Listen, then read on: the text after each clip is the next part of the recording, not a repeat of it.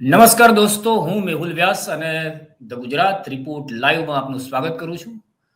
તમે હવે જે આ ક્લિપ જોવાના છો એ ક્લિપ તમે એકવાર જોઈ લો, ત્યારબાદ એના વિશે હું વધારે વાત કરીશ. આજે આશ્રમ શાળાઓ બંધ થઈ છે. આ આશ્રમ શાળાઓ જે ગ્રાન્ટ આપવાનું બંધ કર્યું છે, એક પછી એક નવા સમાચાર આવી રહ્યા છે. જેમ છોટાઉદેપુરમાં જે 13 જેટલી આશ્રમ શાળાઓને ગ્રાન્ટ આપવાનું બંધ કર્યા સમાચાર આવ્યા અને એના કારણે 8,500 વિદ્યાર્થીઓ મુશ્કેલીમાં છે. અને આ તાપીમાં બીજા 16,000 વિદ્યાર્થીઓ, 131 શાળા છાત્રાઓને બંધ કર્યો, 16,000 વિદ્યાર્થીઓ, મતલબ 25,000 જેટલા વિદ્યાર્થીઓને આ રીતના એમનું શિક્ષણ જોખમમાં મુકાયું છે. તો આ ખૂબ જ ગંભીર મુદ્દો છે હું માનું છું. કારણ કે અમારા છોટા ઉદેપુરના જે સંચાલક મંડળો છે એમાંના અનિરુદ્ધભાઈ પટેલ છે, એ જે સંસ્થા છે, ચંદુભાઈ ચતુરભાઈ પટેલ, એ ઠક્કર બાપાના સમયના એક આગેવાન, ગાંધીવાદી આગેવાન, જેમણે છોટા ઉદેપુર જિલ્લામાં તે વખતના વડોદરા જિલ્લામાં શરૂ કરી હતી સંસ્થાઓ. એમની 120 સંસ્થા હતી અને એમની સંસ્થાના કારણે આ શિક્ષણ થયું. આજે અહીંયા જેટલા પણ રાજકીય લોકો છે કે જે જૂના અધિકારીઓ છે, જે પણ શિક્ષિત લોકો છે, મહિડા સાહેબે જે વાત કરી, જે પ્રકારની સ્થિતિ અહીંયા છે, એ બધા જ આ આશ્રમ શાળાઓની ઉપજ છે અને એમાંના કેટલાક અત્યારે આશ્રમ શાળાઓ પણ ચલાવે છે. તો આ આશ્રમ શાળાઓ જે છે એમનું આ વિસ્તારના, આદિવાસી વિસ્તારના શિક્ષણમાં ખૂબ મોટું યોગદાન છે, જેની કોઈ કલ્પના નહીં કરી શકો. જો આશ્રમ શાળાઓ ના હોત, ચંદુ કાકાએ જો આશ્રમ શાળા છોટાઉદેપુર વડોદરામાં ના ચલાવી હોત, તો અત્યારે કદાચ હું પણ આ ચર્ચામાં ના બેઠો હોત, કારણ કે ભણી જ નહીં શક્યા હોત. તો એનું ખૂબ મોટું યોગદાન છે અને ખૂબ સારું શિક્ષણ આશ્રમ શાળાએ આપ્યું. અને જે સંસ્થાઓ અત્યારે એમને ગ્રાન્ટ આપવાનું બંધ કરવામાં આવી રહ્યું છે, એનું કારણ છે કે લોકો બરાબર ચલાવતા નથી, એમને ચલાવવામાં કંઈક ક્ષતિ છે, વ્યવસ્થા નથી. મેળા સાહેબે કીધું તેમ આધુનિક વ્યવસ્થા નથી, શિક્ષકો નથી. આ ઘણા બધા કારણો છે. પણ મને લાગે છે કે આ કારણો હોઈ શકે છે. આ સંસ્થા ચલાવનારાઓની કોઈ ભૂલ હોઈ શકે છે, ક્ષતિ સુધારવી જોઈએ. પણ એના કારણે બાળકોનું શિક્ષણ જ બંધ કરવાની જયારે વાત આવે તો એ શંકા ઉપજાય છે કે આ કારણ નથી, કોઈક બીજું કારણ છે જે સમજવું જોઈએ. કારણ કે તમે શિક્ષણ જ બંધ કરો એવું કેવી રીતે થઈ શકે? આમ તો સરકારના કેટલાક મંત્રીઓ છે જે કૌભાંડોમાં બહાર આવ્યા છે, એમનું નામ કૌભાંડમાં આવ્યું છે. બચ્ચું ખાબડ છે, કરોડોના કૌભાંડમાં એમનું નામ આવ્યું છે, એમના છોકરાઓનું નામ બહાર આવ્યું છે, છતાં પણ આજે મંત્રી છે. તો એમનું તમે બંધ નથી કરતા, આ બાળકોનું શિક્ષણ બંધ કરો છે, ખૂબ જ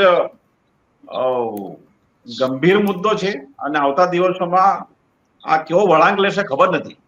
પણ અત્યારે તો જે બાળકોનું, ભલે દિવાળી પછી અમારા અનિરુદ્ધભાઈ કીધું કે બંધ કરી દઈશું, બીજો કોઈ વિકલ્પ નથી. એમણે પત્ર લખ્યા છે નરેન્દ્રભાઈ મોદી સાહેબને, આખી વાત એમણે રજૂ કરી છે અને શિક્ષણ મંત્રીને પત્ર લખ્યો છે.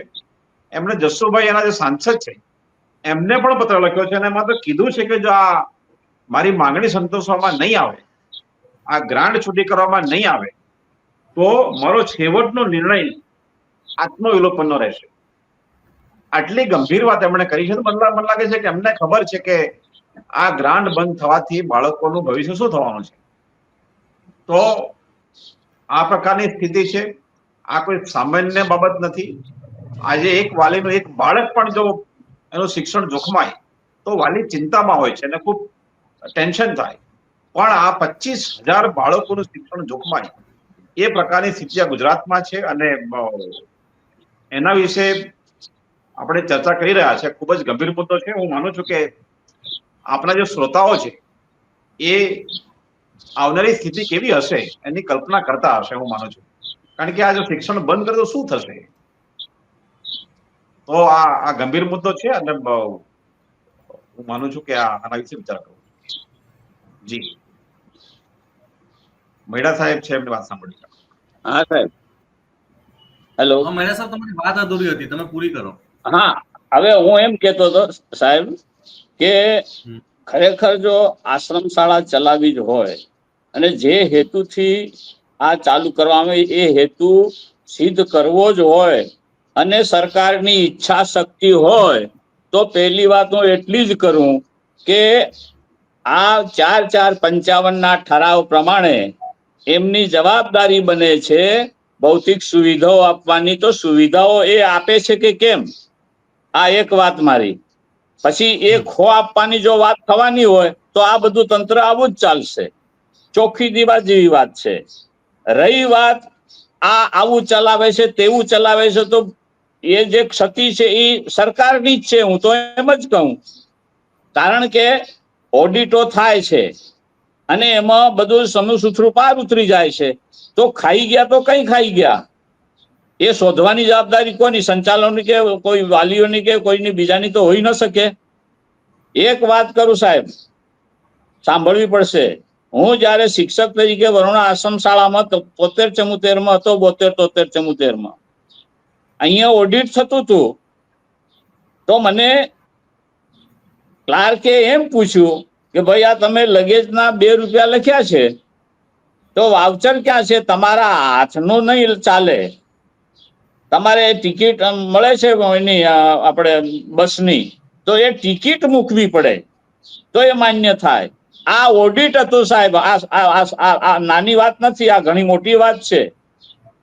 તો આજે તમને તકલીફ હોય કે આ આમ થયું કે તેમ થયું, 15 આઈટમ પ્રમાણે શિષ્યવૃત્તિ ખર્ચ કરવાનો હોય છે.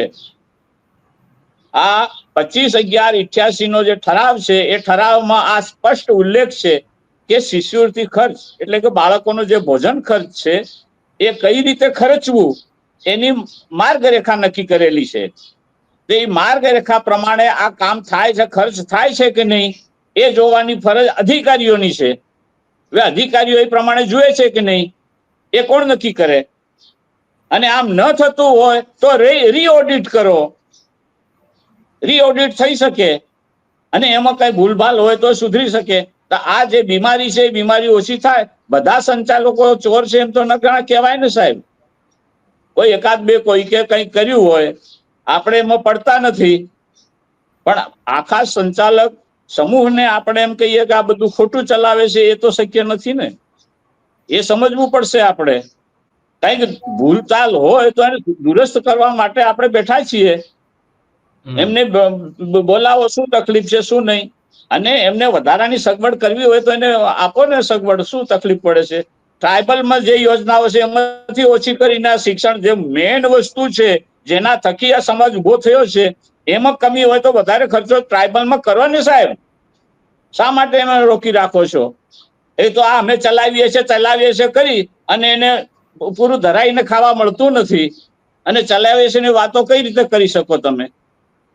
આ એક સમજવા જેવી વાત છે.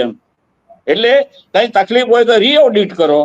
અને આ ભૌતિક સુવિધાઓને લઈને આ કપાત કરવાની વાતો છે, બીજી કોઈ વાત નથી. આ સમજી લો.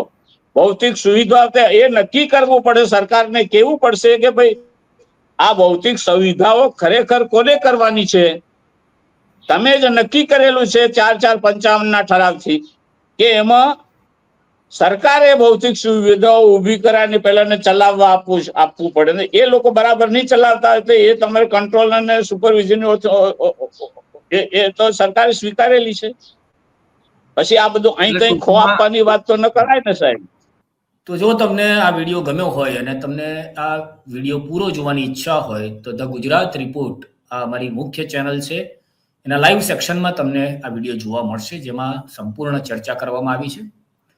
તમને કહી દઉં કે જે ધ ગુજરાત રિપોર્ટ લાઈવ છે એ અમારી એક બેકઅપ ચેનલ છે, જેના પર પણ અમને સારો પ્રતિસાદ મળી રહ્યો છે. એટલે ટૂંક સમયમાં આના પર નવા કાર્યક્રમો કરીશું. પણ હાલ પૂરતું આ ચેનલ એટલા માટે છે કારણ કે સરકારની જે વક્ર દ્રષ્ટિ છે એ કદાચ અમારી જે ચેનલ છે એના પર આવે અને કેટલાક દિવસ માટે કોઈ વિક્ષેપ પડે તો એવા સંજોગોમાં તમે અને અમે જોડાયેલા રહીએ, આપણું બંધન છે અતૂટ રહે, એ માટે આ ચેનલ એને ચલાવવામાં આવી રહી છે. તો તમને વિનંતી છે કે આ ચેનલને પણ સબસ્ક્રાઇબ કરી રાખો. આપનો દિવસ શુભ જાય. ભારત માતા કી જય.